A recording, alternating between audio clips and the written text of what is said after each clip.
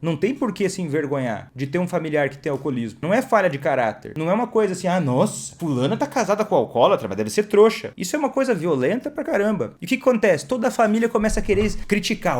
Você tá expondo a gente, hein? Vai seguir aquele doutor lá, credo. Desse aqui é um assunto só nosso. E claro, você não tem que expor cada detalhe da sua vida, você não tem que expor a intimidade, você não tem que expor certas coisas. Não precisa. Agora, você viver com a boca calada por medo ou para que as pessoas ao redor de você não se sintam constrangidas, às custas de você não buscar informação, às custas de você não buscar apoio, às custas de você se manter presa nesse funcionamento, é muito destrutivo. É muito destrutivo. Seja muito bem-vindo, seja muito bem-vinda a mais um vídeo aqui no meu canal em que eu falo sobre estratégias para você fazer quem você ama parar de beber sem deixar de cuidar de si. O meu nome é Vitor Blasius, eu sou médico psiquiatra e no vídeo de hoje eu vou te falar sobre um assunto muito comum e muito importante que é a vergonha, né? Como a vergonha está relacionada à sobriedade de quem você ama e como você pode usar a vergonha, que é um sentimento, para fazer quem você ama parar de beber e como você não pode usar caso você tenha o objetivo de fazer quem você ama parar de beber. Eu sei, muita gente acha, e isso é eu vou te explicar conceitos aqui de uma forma um pouco mais profunda, então eu vou precisar mais uma vez da sua atenção até o final do vídeo para elaborar esse raciocínio que vai te ajudar a de uma vez por todas entender uma coisa que pouquíssimas pessoas entendem, né? A maioria das pessoas pensa que a vergonha é o que falta para uma pessoa parar de beber, né? Você olha para alguém que está bebendo demais, está tendo um comportamento que você acha vexatório, humilhante ou vergonhoso, e às vezes você acha, poxa, o que está faltando para essa pessoa é ela perceber que ela tá errada, perceber que ela está passando vergonha. Talvez isso ajude ela a parar de beber. E como que isso aparece às vezes? Veja se você já teve essa vontade de, sei lá, igual tem um julgamento famoso agora, né, da Amber Heard e do Johnny Depp, né, em que ela supostamente fotografava o Johnny Depp, filmava ele em situações constrangedoras, né, que ele estava dormindo ou desmaiado por conta do uso excessivo de alguma substância e com a ideia de, olha, ele não vai se lembrar no dia seguinte, então eu vou, com essa justificativa, né? Então eu vou mostrar para ele ver como ele está deplorável, como ele está decadente, como ele precisa ver isso. Inclusive, talvez até expondo isso para outras pessoas com a ideia, pelo menos declarada, né, de que isso seria uma forma né, isso é discutível, mas que seria uma forma dela de fazer com que ele tomasse consciência desse problema, né, justificando assim que, olha, se eu conseguir mostrar para ele o quanto ele está absurdo, o quanto ele está errado, isso vai motivar ele a mudar. Você já teve essa ideia? Você já teve essa vontade? Você já fez isso? Né? Muita gente que me encontra tem essa vontade assim, né, de mostrar, alguns de uma forma bem intencionada, né, pensando, poxa, vou mostrar isso para ele porque eu acho que se ele ver realmente vai ter alguma diferença. Outros fazem isso na base da raiva, né, pensando assim, poxa, eu vou mostrar para ele, porque quem sabe assim, ele sem muito cálculo, assim, né? Pensando em mostrar para que ele realmente seja envergonhado, que ele se sinta envergonhado. E muitas vezes você consegue, né? Muitas vezes é possível que você tenha duas reações, né, do alcoolista quando você busca causar ou demonstrar ou expor ele a mais vergonha perante o comportamento errado que ele está tendo. E aí você vai ter, em geral, duas respostas mais comuns, né? E uma delas é a pessoa olhar para você e dizer, olha, não, realmente, nossa, como isso foi ruim, nossa, como isso foi desagradável, realmente eu estou errado, me desculpa, eu quero mudar, isso vai ser diferente. E a outra resposta comum é qual? A pessoa se justificar, se defender ou ignorar, né? Se resistir de alguma forma. Aí a resistência pode ser de várias formas, pode ser uma resistência de ignorar, uma forma de ignorar aquilo que você está falando ou minimizar o peso daquilo, ou pode ser até de rebater, de se defender, de reclamar disso e talvez até ter uma discussão, né? Buscando mostrar que tem razão, enfim, que de alguma forma não acatar aquilo que você está tentando passar para o outro. E às vezes, independente da resposta, pode ser que você se iluda imaginando que aquilo vai ser positivo, né? Pô, agora ele se deu conta. Porque tem uma máxima que muita gente repete. Vou só tomar um gole d'água aqui. Me diga se você já ouviu isso ou não.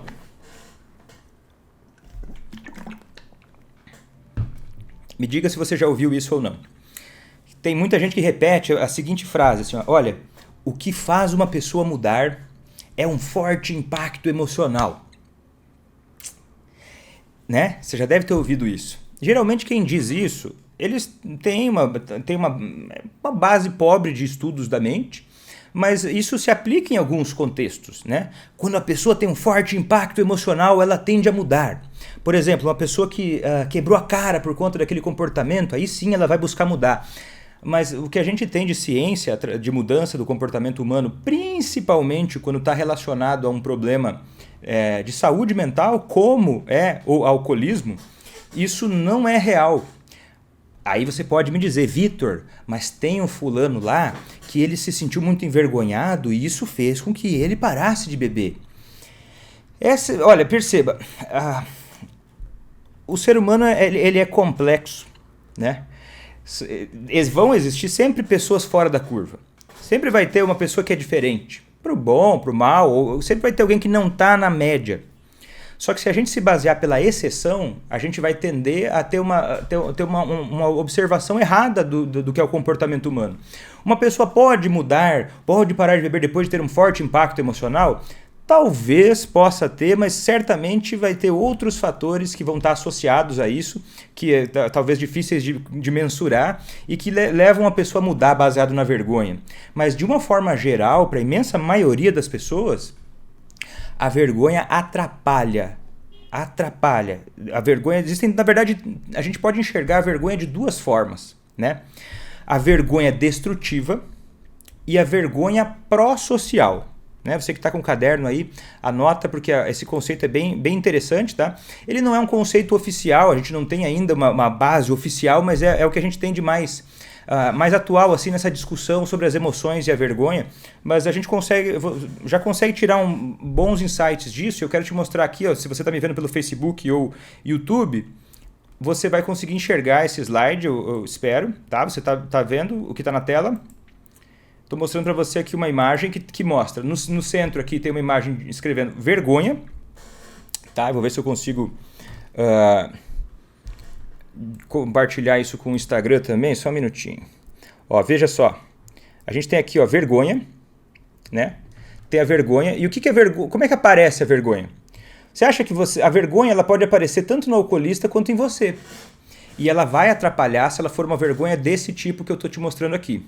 Veja só. Quando a vergonha ela é negativa, ela é uma vergonha destrutiva, ela tende a fazer com que você acione o circuito do medo, acione o circuito da dor emocional. Quando você aciona esse circuito do medo e da dor emocional, esse circuito compete com o córtex pré-frontal, né? E com a avaliação do que está acontecendo. Quer dizer o quê? O racional da pessoa que está com medo e está com vergonha nociva, ele faz com que a pessoa tome decisões não tão boas e faça ela, às vezes, tanto você quanto o alcoolista que você ama, se enfiar num tipo de comportamento evitativo. E nesse slide que eu estou te mostrando aqui, ó, nesse lado aqui, ó, veja aqui, ó, a vergonha ela pode aparecer de que formas? Ó, perceba, não é só tipo, estou sentindo vergonha, estou com vergonha de falar alguma coisa. Não, ela às vezes é escondida, um comportamento evitativo que aparece como raiva, controle excessivo, abuso de substâncias, perfeccionismo. Né? A pessoa tenta compensar sendo, nossa, boa demais. Ou né? Às vezes a pessoa bebe também para fugir da vergonha, porque é um sentimento difícil de lidar. Ou ela fica passiva, ela fica procrastinando, quer dizer o que? Ela adia as coisas, ela vai evitando as coisas, resolver outras coisas da vida dela. Ela se sente assim vítima da situação, mas no final das contas ela tem um sentimento de quê? De vergonha por trás disso. Né? Daí você se sente paralisada, você se sente incompetente. Muitas vezes porque você está num ciclo de vergonha que você não se deu conta. E essa vergonha às vezes é sutil, essa vergonha destrutiva. Você acha que você tem vergonha? Pensa um pouco comigo. Essa live aqui é para você aprender e já colocar em prática. E para colocar em prática, uma das formas é você já começar a observar isso dentro de você. Porque a gente está falando aqui do cérebro de um ser humano e você é um ser humano. Então você pode começar a pensar nisso em você. Isso vai te ajudar.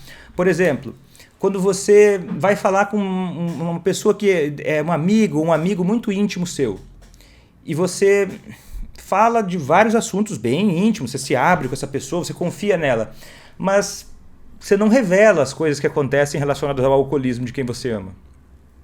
Você tenta esconder essa situação. Você tem muito medo que as pessoas saibam. Você fica muito frustrada com aquilo. Você tenta esconder, você faz de tudo para colocar para baixo do tapete. Isso é vergonha, né? E vergonha é um sentimento que faz a gente sentir que em parte ele pode ser bom, eu vou te falar mais adiante como é que ele pode ser bom, mas a vergonha no sentido negativo, ela faz você pensar, ela faz você interpretar que você errou porque você é ruim. Ela tem um julgamento de valor não só pela ação da pessoa, mas pela avaliação da pessoa como um todo. A vergonha implica, uma vergonha destrutiva, ela implica num comportamento ruim causado por uma pessoa desqualificada ou ruim. Então, quando o alcoolista se sente uma vergonha destrutiva, ele não só acha que o comportamento dele está errado, ele acha que ele é uma pessoa ruim, uma pessoa sem caráter, ele é uma pessoa desqualificada. E quando uma pessoa pensa isso de si própria, ela não tende a fazer uma coisa positiva. Ela tende a evitar esse sentimento que é muito intenso e desagradável. Né? Essa é uma vergonha destrutiva. Então, olha só, eu vou te mostrar uma outra figura que vai te ajudar a entender isso. Ó. Deixa eu ver. Ó, a vergonha destrutiva, veja nesse slide aqui, ó, ela leva um ciclo de vergonha, tá aqui, vergonha, mentira, isolamento, hiperconsumo. Vergonha, mentira, isolamento e hiperconsumo. Como é que isso acontece? A pessoa, ela tá lá, né? Ela tá numa situação que ela tá errada, né? Por exemplo, você vê a pessoa que você ama num estado deplorável, à noite ela cai, dorme assim no chão da sala, você filma, você mostra ela, sei lá, fez uma coisa horrorosa, você expõe ela. O que vai tender a acontecer? Ela vai se sentir mal e, por natureza do ser humano, quando tem um sentimento muito intenso, nós temos maneiras de tentar reduzir esse desconforto de uma forma mais rápida possível. E como é que a gente esconde um sentimento e foge desse sentimento? De uma maneira é mentindo, né? Alguém te pega, sei lá, você comeu um brigadeiro da festa, você foi convidado por um grande amigo, né, no aniversário de criança, e antes dos parabéns você deu uma dedada ali no chantilly do bolo. Aí alguém olha e pensa, ô fulano, você deu uma dedada no chantilly? Aí não cantaram parabéns ainda, você fica constrangido, e você mente, você se isola, você se fecha. E o quê? Você tende a não falar sobre aquilo, você tende a se sentir mal. Então imagina isso multiplicado por 1000. Imagina o alcoolista faz uma série de coisas, né? Aí erradas, ele começa a mentir. E quando a gente mente, é muito olha, interessante isso do ponto de vista neurobiológico, né, no cérebro, do funcionamento do cérebro. A gente tem aí uma correlação hipotética ainda, porque é difícil comprovar isso, mas a gente tem uma associação hipotética do cérebro em relação ao nosso córtex pré-frontal, que é a área que raciocina, que é a área que avalia, que é a área que toma decisões mais difíceis, pensando numa coisa boa para a sua vida, mas não tão agradável no momento, o controle de impulsos, que é uma área que está reduzida de atividade no alcoolista. O que acontece? Quando essa área é estimulada, né? Quando essa área recebe um estímulo, tem um estudo interessante mostrando que pessoas que foram estimuladas no córtex pré-frontal, numa determinada região aqui da frente, nessa parte do cérebro que é atrás da sua testa, essas pessoas tenderam, né? É um estudo bem interessante que colocou pessoas num experimento relacionado a um jogo, e nesse jogo, se elas mentissem, elas eram recompensadas, né? E nesse estudo, conforme a pessoa recebia estímulos elétricos no cérebro, né? Choques leves, tá? Não eram choques fortes. Um estímulo elétrico por um equipamento chamado TDCS, né? Um estímulo elétrico numa parte específica do córtex pré-frontal, a pessoa tendia, né, a ser mais honesta. Mesmo quando, e é aí que a honestidade faz diferença, mesmo quando a situação não ia ser favorável para ela. Né? Por que uma pessoa esconde uma coisa? Porque, naturalmente, todos nós queremos ter mais prazer, menos dor, mais benefícios. Né? A gente não gosta de mostrar para os outros o que a gente tem de ruim, a gente gosta de mostrar o que tem de bom. A gente não gosta de passar como incompetente ou incapaz, essa ideia para os outros. A gente se protege atrás de uma casca, atrás de uma ideia, né? Ainda mais nas redes sociais, a gente posta uma foto com filtro, né? Tiraram o filtro do Instagram por uns dias, parece que vão tirar total, e agora tem menos gente aparecendo nos stories, vamos dizer assim, né? Tem gente que fica preocupada, meu Deus, agora eu vou ter que mostrar um pouco mais a realidade. E do jeito que a gente vive hoje, a gente tende a esconder certas coisas. Até certo ponto é natural, até certo ponto a gente acaba escondendo coisas que a gente acha que são erradas, acha que são muito ruins, e acaba se pegando num ciclo de mentiras, né? Porque a honestidade, e olha só, no alcoolismo, o córtex pré-frontal, que é o que ajuda a gente a ser mais honesto, porque a honestidade é tomar uma decisão difícil. A honestidade é você, às vezes, revelar uma coisa que não vai te trazer um grande benefício, né?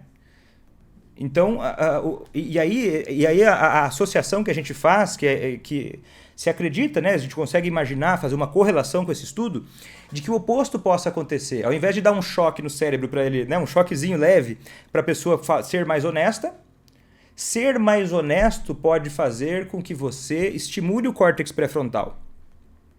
Tá entendendo? Então, conforme você cria situações em que você envergonha o alcoolista, você busca causar ativamente mais vergonha nele, de um jeito como você analisar a situação que ele está vivendo e você criminalizar ou você julgar aquilo de uma forma moral, né? Você desqualificar o indivíduo como um todo. Essa é a vergonha ruim. Quando você faz isso, você empurra a pessoa, você inspira a pessoa a mentir. E quando você inspira a pessoa a mentir, você inspira ela, você incentiva ela, você colabora para que ela entre num estado em que ela queira se isolar, que ela se sinta isolada também. E aí o que vai acontecer? Ela vai tender a buscar mais álcool, né? E vai começar a se sentir, o cérebro dela vai ficar mais reforçado para mentir. É tipo assim, vou dar um outro exemplo para você assim, ó. Imagina que você pegou a pessoa que você ama, ela disse que não beberia mais. Mas aí você foi lá tirar o lixo da cozinha e você viu uma latinha de cerveja. E aí você vai falar, ô fulano, que droga é essa? Eu achei uma latinha de cerveja aqui, você acha que eu sou idiota? Nossa, mas você, pelo amor de Deus, né? Mas também, eu não acredito que eu criei um filho que mente pra mãe ainda. Além de alcoólatra, você é um mentiroso. Isso eu não aceito, viu? Uma pessoa que sem caráter agora, virou sem caráter, vai mentir na minha cara. Ele, não, mãe, não, esposa, não, pai, isso aí não é meu, isso aí é de uma outra pessoa, sei lá, de onde veio essa latinha. Tá entendendo? E por que a pessoa vai mentir nessa hora? Porque muitas vezes a sua reação, e não estou dizendo que você não tenha razão, mas às vezes ter razão nem sempre, né? Às vezes é discutível. Né? Mas quando você coloca nesse jeito que eu falei agora, você tende a criar uma sensação de falta de aceitação, né? Como se a verdade fosse criar uma punição muito severa. E a pessoa passa a mentir mais para você. E você começa a achar que também vale a pena mentir para ela. E aí você começa, por exemplo, querer, sei lá, vou conversar com alguém para vir dar um sermão no meu filho, no meu esposo. Vou procurar um negócio, um líquido, uma pílula para colocar escondido no suco dele. E aí vocês dois começam a entrar num ciclo de mentiras. E as mentiras estimulam, se a gente vive mentindo, a gente vive como um zumbi, tá? Quando a gente vive mentindo, a gente tira a percepção, a gente tira a nossa consciência do que a gente está fazendo. E a gente começa a agir de maneiras mais inconsequentes. É muito doido isso, presta atenção. Mesmo que você faça outras mentirinhas, mas você fica mentindo ao longo do tempo, assim, ó. Ai, você usou maquiagem hoje, fulano? Né? Eu tinha um colega de faculdade que nas fotos de formatura ele usou um pouco de maquiagem, discretamente, assim, para esconder algumas imperfeições. E o pessoal ficava, né, imaturamente tirando sarro dele. E aí ele diz, não usei. Daí depois, mais velho um pouco, ele falou, olha, nas fotos de formatura eu usei maquiagem. E nem era, o que tem isso? Mas percebe como às vezes o contexto estimula a pessoa para não se sentir rejeitada, para não se sentir humilhada, contar uma pequena mentirinha. Uma mentirinha tranquila, olha, eu vou... E aí vai criando um ciclo de relacionamento em que a honestidade fica pouco valorizada. E quando a honestidade é pouco valorizada, você também diminui a força, você diminui a função do seu córtex pré-frontal, que é uma área responsável por racionalidade, que é uma área responsável por controle de impulsos. Então, perceba, olha a loucura. Você quer que a pessoa, né? Loucura no sentido assim, claro que sem saber disso que eu estou falando, você intuitivamente, né? O senso comum não é a mesma coisa do que a gente entende do funcionamento do cérebro. Mas por não saber disso, você acaba querendo que a pessoa entenda, e ela entender, isso depende do córtex pré-frontal, mas quando você critica ela de uma forma que desqualifica, faz ela se sentir uma pessoa humilhada ou inferiorizada, você dificulta o funcionamento cerebral dela. Você mexe com a química cerebral dela. Quando você busca ativamente, vou mostrar uma foto aqui para humilhar ele. Ou quando você, por exemplo, se envergonha de às vezes buscar ajuda. Volte e meia aparece alguém no meu Instagram, principalmente, que não me segue, mas o tempo todo tá aqui participando das lives, tá o tempo. Por quê? Não quer que ninguém saiba que ela me segue, porque, né? Vai que alguém no planeta descobre que ela tem interesse em saber sobre esse assunto de alcoolismo. Meu Deus do céu! E o que acontece? Toda a família começa a querer criticar. Você tá expondo a gente, hein? Vai seguir aquele doutor lá, credo. Desse aqui é um assunto só nosso. E claro, você não tem que expor cada detalhe da sua vida, você não tem que expor a intimidade, você não tem que expor certas coisas, não precisa. Agora, você viver com a boca calada por medo ou para que as pessoas ao redor de você não se sintam constrangidas, às custas de você não buscar informação, às custas de você não buscar apoio, às custas de você se manter presa nesse funcionamento, é muito destrutivo. É muito destrutivo. Né? Por isso que eu defendo a ideia de que precisa ter uma luta contra isso, uma luta interna dentro de você, para você parar de sentir vergonha. Não tem por que se envergonhar de ter um familiar que tem alcoolismo. Não tem por que se envergonhar. Não é falha de caráter. Não é uma coisa assim, nossa, fulana tá casada com alcoólatra, mas deve ser trouxa. Isso é uma coisa violenta pra caramba. E muitas vezes você tem nessa cabeça, no fundo da sua ideia, assim, o meu casamento não é tão real assim, porque eu tô me iludindo. Se eu tivesse autoestima, eu não aguentaria essas coisas. Não é bem assim, né? Você construiu uma vida com aquela pessoa, você tem um relacionamento com aquela pessoa, e aí o alcoolismo foi ao longo do tempo acontecendo. E quem chega de fora, né, é fácil o palpiteiro chegar e falar pra você um monte de coisa que, né, não vai viver com a sua decisão, não conhece a tua história. E aí você vai alimentando uma ideia de que vai tirando a tua autoestima. Como se a sua decisão, baseada no seu julgamento, ela fosse uma coisa ilegítima. Né? Vou ajudar quem vamos parar de beber? Credo, eu não sou trouxa.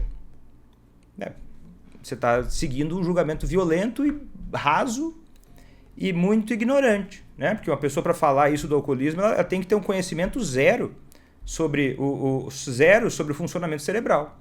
Né? Inclusive o dela. Né? Mas por isso que as pessoas falam com tanta propriedade de coisas que não sabem, né?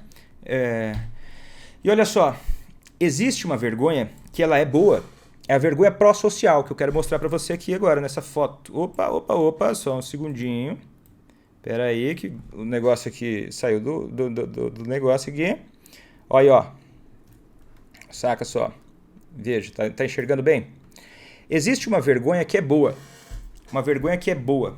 Tá? Existe uma vergonha que é útil, que é uma vergonha pró-social. Eu não vou entrar em pormenores, porque isso seria uma discussão acadêmica quase, sobre a gente vai chamar esse sentimento de vergonha ou de culpa.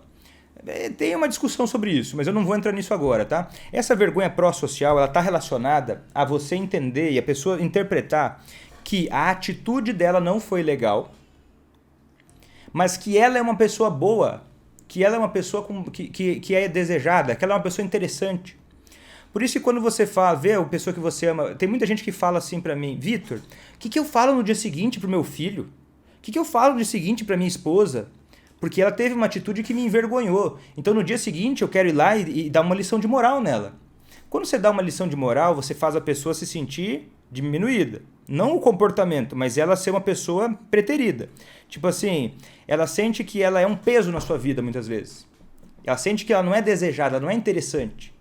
Ela se sente isolada, marginalizada. E aí o que acontece?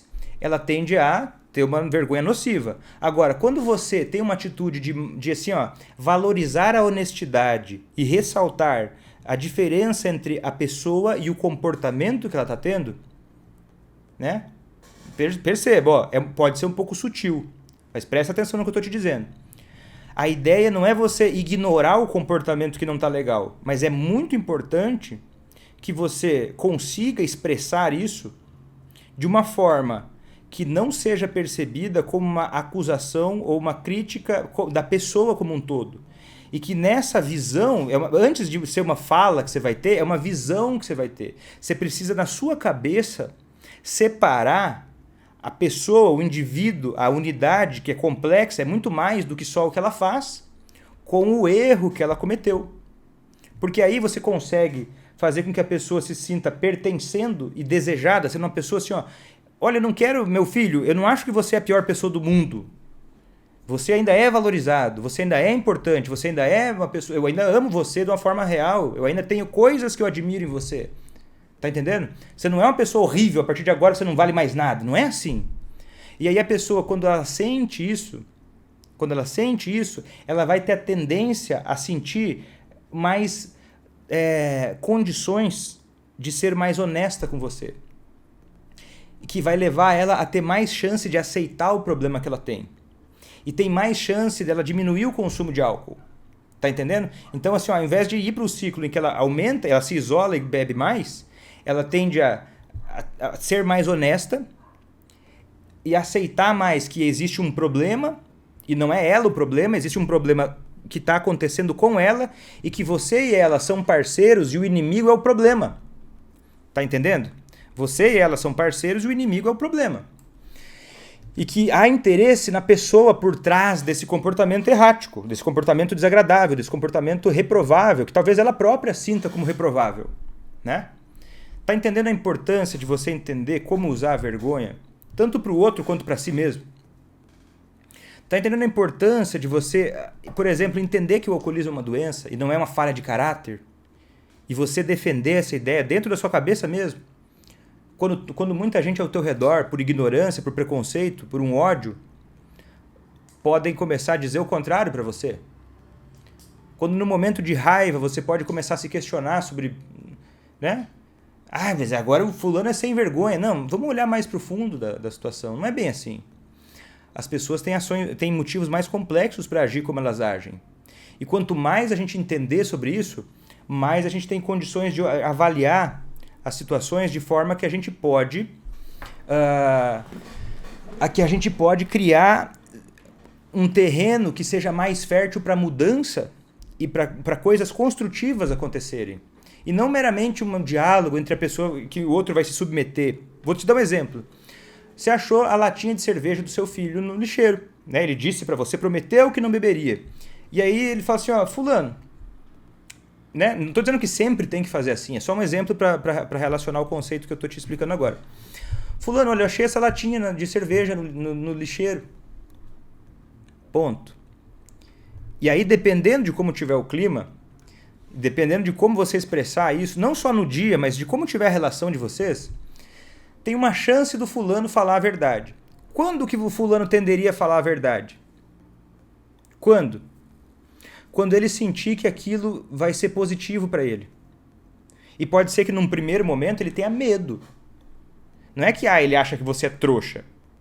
Né? Nessa hora, quando alguém mente, você pensa, ele acha que eu sou trouxa. Ele não se importa comigo. Não, o outro tem medo de ser punido. O outro tem medo de ser criticado. Como você talvez possa ter em uma situação semelhante. Vitor, eu jamais faria o que ele está fazendo. Tá, mas então pensa nos seus defeitos. Né? Eu acho que você deve ter algum defeito, né? Não pode ser que só eu no mundo tenha defeitos. Não é fácil a gente abrir os defeitos para alguém, ou as nossas dificuldades mais íntimas, aquele lado que a gente tem vergonha, para uma pessoa que está na defensiva com a gente também. Então, se ele falar, por exemplo, olha, você tem razão, essa cerveja é minha, eu bebi, eu pensei que não ia ter problema nenhum e eu acabei, né? Eu sabia que estava errado, mas eu fiz isso. Você tem razão. Eu bebi essa cerveja escondido, mesmo depois de prometer para você que eu não faria isso. Qual é a atitude que poderia aumentar as chances da pessoa voltar a falar a verdade? Pensa aqui comigo. Atitude A. Você chegar e falar assim, pô, fulano, pisou na bola, hein, cara? Você tinha prometido. Você não sabe que você não pode beber? Pô, fulano, que é isso? Não deixa o teu pai ficar sabendo, hein? Né? Ou a atitude B. Fulano, eu agradeço por você ter falado a verdade para mim.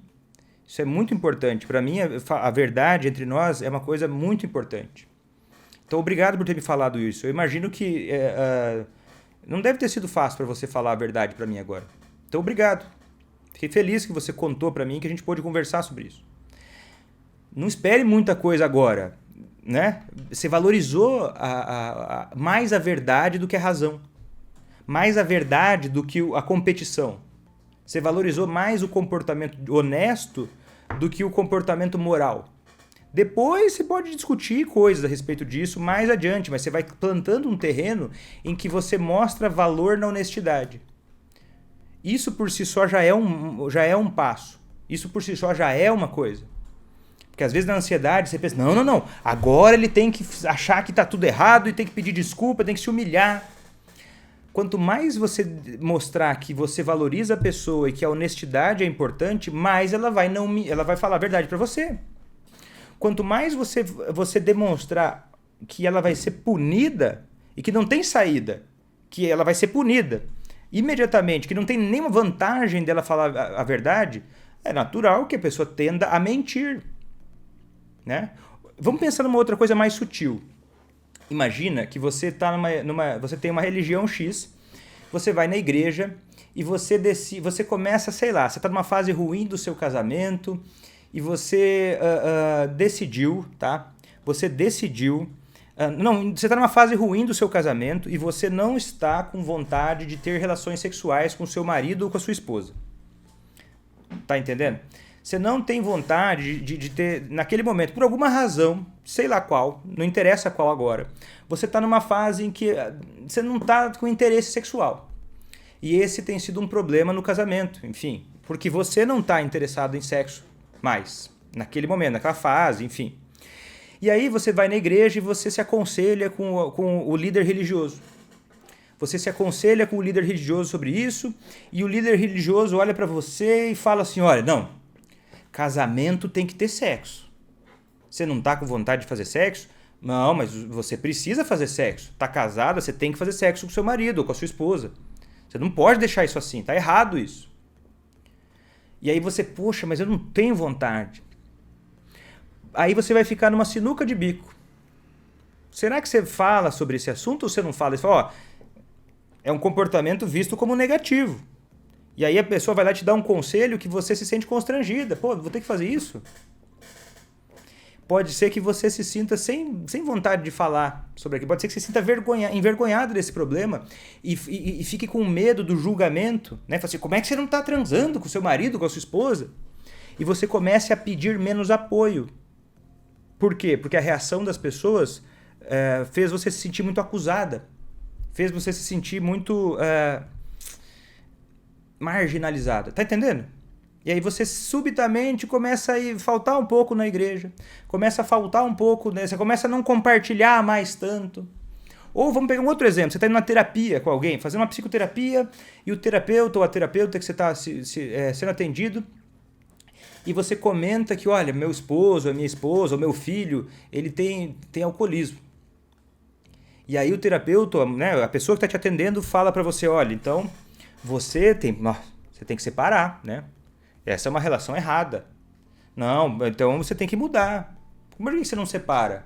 Você tem que ter autoestima. E aí você não concorda com aquilo. Mas você começa a se questionar. Pô, será que eu tô errada? Será que é o único caminho que eu tenho é ir embora? Será que não tem outra oportunidade, outro jeito? Será que eu estar com uma pessoa que é alcoólatra, ou eu, sei lá...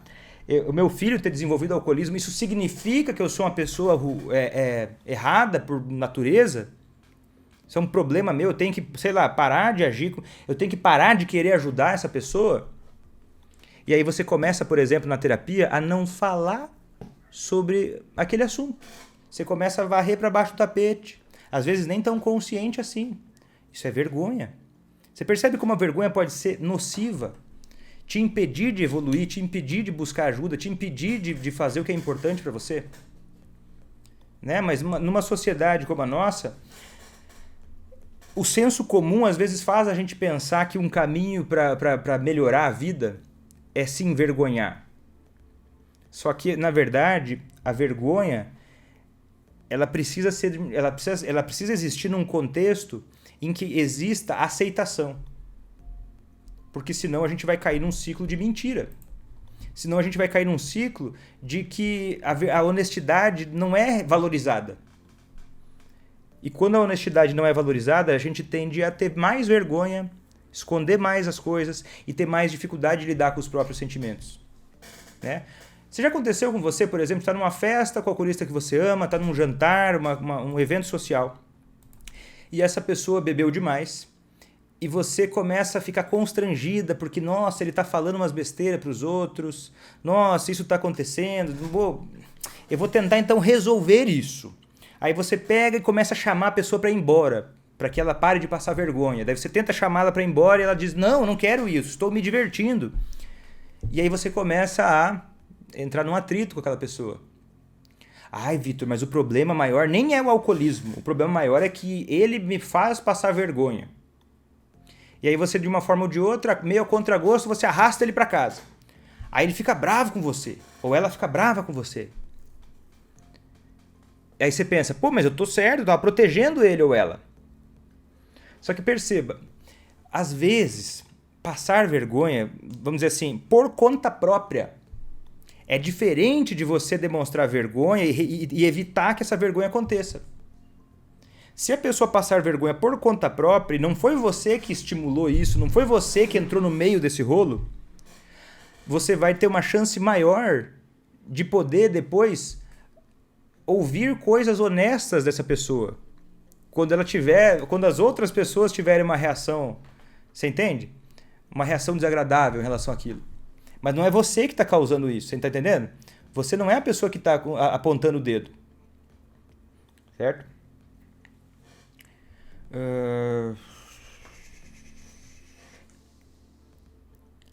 Que mais? Tem algumas perguntas aqui. Vamos ver.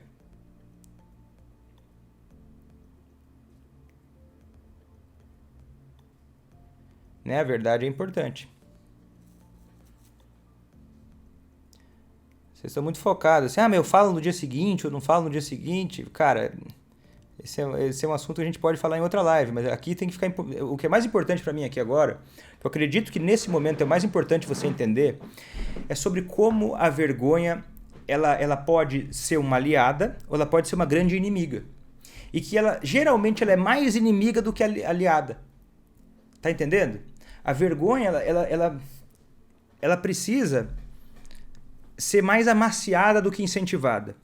Mas quando você vai...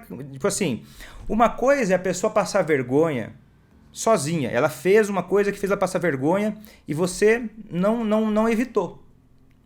Outra coisa é você ativamente pegar uma situação constrangedora e esfregar na cara da pessoa. São coisas muito diferentes. Você tá entendendo? Porque numa situação a pessoa vai lá e, ela colheu o que ela plantou, de certa forma.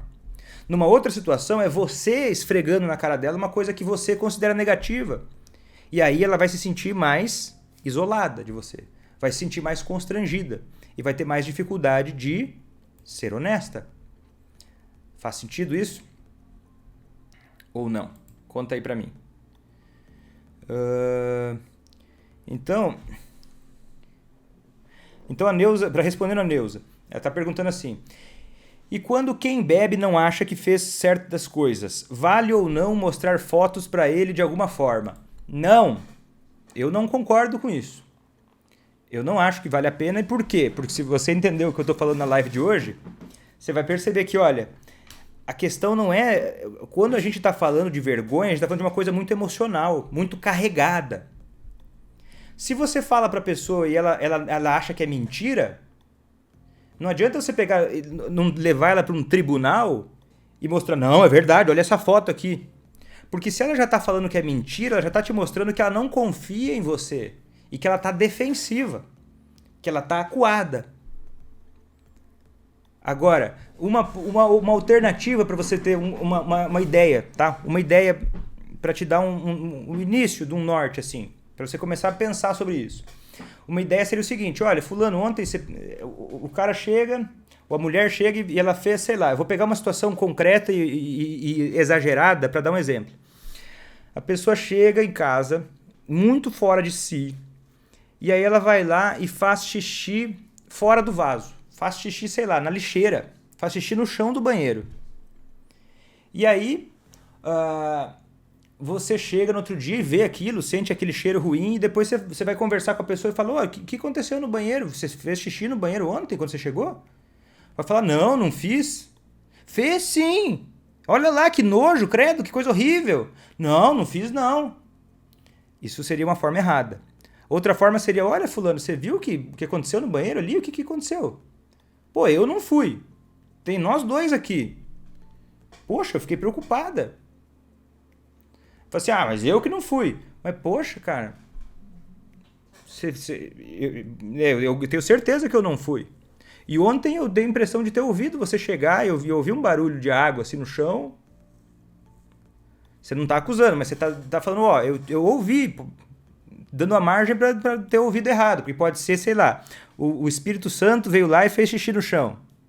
Você dá essa margem, entendeu? Você não tá apertando. Mas daí a pessoa fala, não fui eu. Beleza, tá defensiva. Que lado que você pode ir? Quando a pessoa tá defensiva, é tipo um semáforo que tá num sinal vermelho. Você não segue avançando, você dá a volta. Como é que seria dar a volta? Ou você espera ele abrir ou você dá a volta. Como é que seria dar a volta? Seria o seguinte, fulano, mas pois é, que estranho, né? Você não acha estranho? Né? Porque se tivesse acontecido uma coisa dessa, você fica preocupado com isso? Tá entendendo? Você dá a volta. Você dá a volta. É totalmente diferente de você falar, viu o que você fez ontem? Não é viu o que você fez ontem. Olha, tal coisa tá ali, tal estímulo, tal informação está acontecendo, tá ali, ó. Eu não vou limpar isso. Credo. O que aconteceu? Começa sem tanto exagero, tá? Começa assim, estranhando, mas sem acusar. Não precisa chegar, credo, que horrível, que ridículo. Não. Assim, olha, tem uma coisa ali, eu achei estranho, fiquei preocupada com aquilo. Olha o tom como é diferente. E aí dá a margem, porque imagina, já imaginou? Imagina você. Você pode dizer que você nunca faria isso. Mas então, você que acha que nunca faria isso, imagina se você chega a fazer uma coisa dessas. Fez xixi fora do banheiro, ficou uma coisa horrorosa, fedida, nojenta. E aí você se atrapalhou toda, no outro dia você acorda meio com a cabeça zonza, assim, e aí você já tá meio envergonhado de alguma coisa, já tá meio assim, meio torto, dormiu meio mal, já tá meio irritada, e chega alguém e começa a falar, viu o que você fez ontem? Você percebe o impacto que isso tende a gerar? E por que a pessoa, ela vai sentir, ou ela vai se sentir muito envergonhada e vai se defender, vai dizer que não fez, né? Se isolando emocionalmente, se afastando emocionalmente de você, ou ela vai entrar num circuito assim de muita vergonha e pensar, nossa, como eu sou um lixo, como eu sou uma pessoa horrorosa, como eu dou trabalho, como eu sou uma pessoa desprezível. Nossa, porque para eu fazer isso, deve ser uma falha de caráter minha, deve ser uma falta de vergonha na cara. E olha, se a pessoa acha que é uma falta de vergonha na cara, a tendência dela é sofrer mais do que é necessário e pensar menos sobre... Porque para uma pessoa parar de beber, ela não é força de vontade só. A força de vontade ela tem um prazo curto, ela gasta rápido, exige muita força do nosso cérebro, e o nosso cérebro já gasta muita energia. Então, a força de vontade ela precisa ser... Ela só vai ajudar quando ela não for necessária. E quando que a força de vontade não é necessária? Quando existe uma estratégia. Tá entendendo? Quando existe uma estratégia. Então, o que ele vai precisar para parar de beber é a ideia de que esse problema não é ele. É um problema que ele tem. Não é um problema dele. É um problema que ele tem. Que é responsabilidade dele, ok, mas que não é que ele é fraco. Você entende? É sutil essa diferença. Né? Quando você fala assim, a lista dando um outro exemplo que a gente vai poder talvez falar sobre ele. Mas se eu falo assim, nossa, quem fez aquilo no banheiro? Ele vai negar com a maior cara de pau e não vai nem ligar para mim e ele já faz de conta que não foi ele e ainda vai deixar fedendo até eu limpar. Boa, Alice. Agora eu vou te falar uma coisa que nesse momento eu vou te dar uma resposta que vai separar as crianças dos adultos. Tá? Essa resposta que eu vou te dar, ela é amarga, igual um remédio. Mas ela é uma forma importante, tá? É uma forma que vai fazer toda a diferença. Porque eu sei que tem muita gente que está na tua situação e vai achar o que eu vou falar agora, principalmente se chegou agora, se não me conhece, não entende o que eu falo, vai achar uma coisa horrorosa, vai falar, não, isso eu não faço, Vitor, isso eu não faço, jamais, credo, tchau. Mas porque se você não faz mesmo, né? Se você fizesse, talvez estaria tendo outro tipo de resultado. Mas tem coisa que você não aceitaria jamais fazer. Então esse é o momento que a gente vai separar e eu vou ser um pouco mais duro no que eu vou dizer, porque tem uma lógica por trás do que eu vou falar. Tá? Você pode não fazer. Mas daí é diferente, né? Você pode não fazer sabendo das regras, sabendo de como funciona. Ou você pode continuar, né? Sabendo como funciona, você pode decidir. O que é o negócio? É você, Liz, não limpar. Não limpar. Falar, cara, eu não sei quem foi também. Eu não sei quem foi. Mas eu tô com nojo, eu não vou limpar. Eu não sei que eu não fui, cara. Que absurdo esse negócio, eu nunca vi, eu tô preocupada. Como é que isso veio parar aqui? Você não precisa acusar ele, mas falar, como é que isso veio parar aqui? Eu tenho nojo, credo. Tá entendendo? Você não jogou nas costas dele, mas você tá falando, eu não sei quem foi, isso é um negócio horrível, credo, tô com nojo. Eu não vou limpar aquilo lá. Só sei disso, cara, pelo amor de Deus. Eu nunca vi um treco desse, eu tô apavorada. Eu não vou limpar. E aí o que vai acontecer? Ele vai deixar lá até você limpar. O que ele está fazendo? Ele está num ciclo de vergonha e colocando você, incentivando você, né, inspirando você a entrar no ciclo de vergonha e ceder. Porque quando você limpa o xixi, é como se você estivesse aceitando, assinando embaixo. Falando, sim, eu sou a pessoa responsável por resolver as suas mijadas. Eu sou a pessoa responsável, você não, sou eu. E eu tô assinando embaixo. Eu sou a pessoa responsável por resolver esse lixo, essa coisa horrorosa e nojenta que você fez. Porque as atitudes falam mais que as palavras. Tá entendendo? Porque ele só vai deixar lá fedendo até você limpar, porque ele sabe que você não aguenta muito. Você vai querer limpar. Ah, mas se chega uma visita em casa, dane-se. Vai feder. A gente tá numa coisa assim coerente. Eu tô defendendo a minha ideia. Vai feder. Vai ser horrível. E eu ainda vou reclamar. Cara, tá fedido, credo. Como é que você vive com esse banheiro assim? Eu não tenho nem coragem de entrar ali. Pô, eu acho que a gente tem que instalar uma câmera aqui em casa pra descobrir o que aconteceu. Será que é um vazamento? Será que você poderia chamar um encanador pra gente ver se é um vazamento? E você vai levando até a última instância, tá entendendo?